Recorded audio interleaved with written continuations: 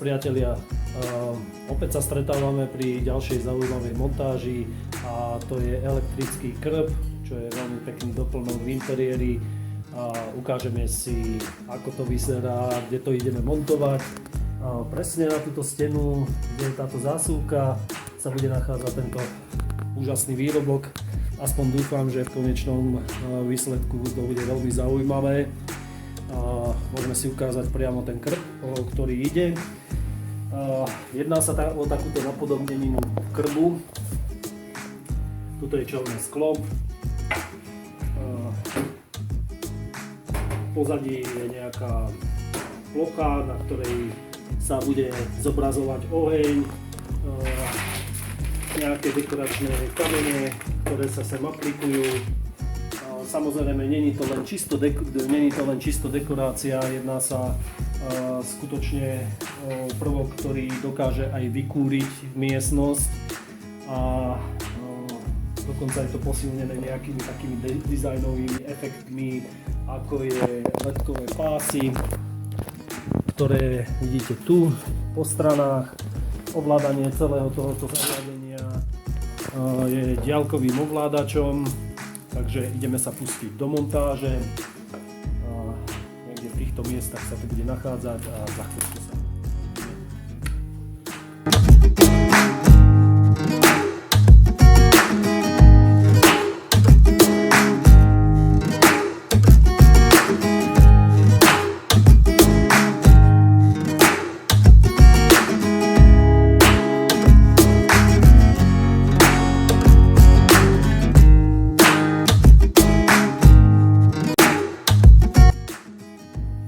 Takže priatelia, dielo je dokonané, krb je namontovaný, tu je. Vyzerá to fakt realisticky, však. A ja si myslím, vyzerá to veľmi dobre. V skutočnosti to nie je oheň, ale pôsobí to veľmi dôveryhodne.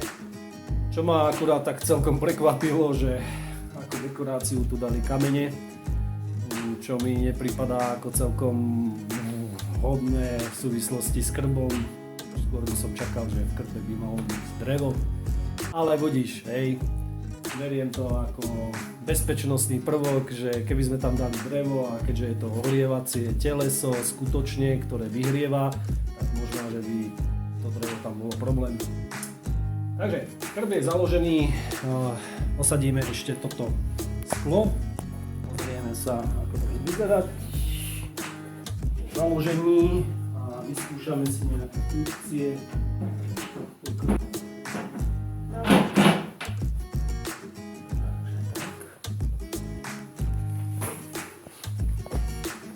Krb je založený.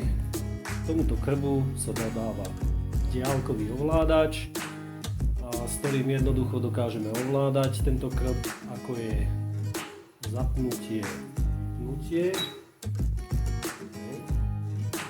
Zapnúť.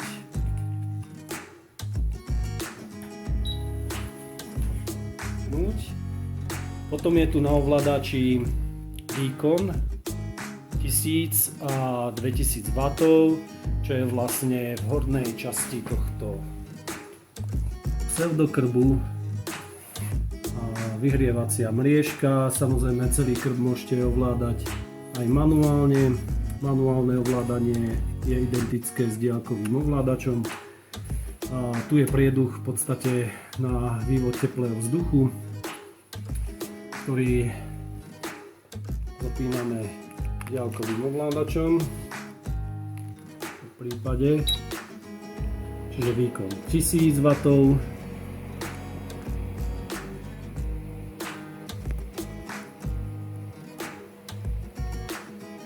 2000 W.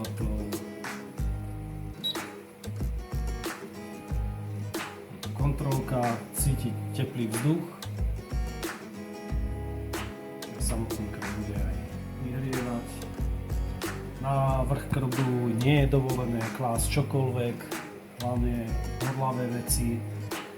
Keď tak niekde dekoračne, možno na týchto stranách je to možné, ak si to chcete dať, tak nie je problém. Ďalšou funkciou je zasliť svetlo, aby sme to lepšie videli. je podsvietenie celého krbu.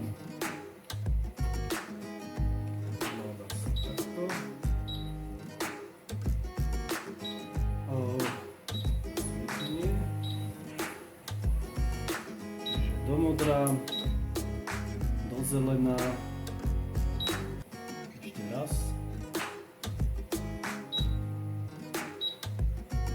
A takisto si môžeme vyskúšať intenzitu plameňa, ktorý sa dá takisto nastavovať.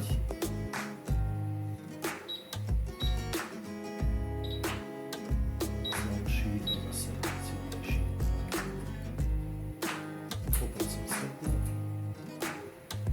Takže priatelia, ďalší prvok v interiéri, ktorý bude možno že inšpiratívny pre vás. A ak sa rozhodnete a budete mať nejaké otázky, kľudne mi napíšte pod toto video, rád vám ich zodpoviem a teším sa zase na ďalšie stretnutie pri ďalšom zaujímavom videu.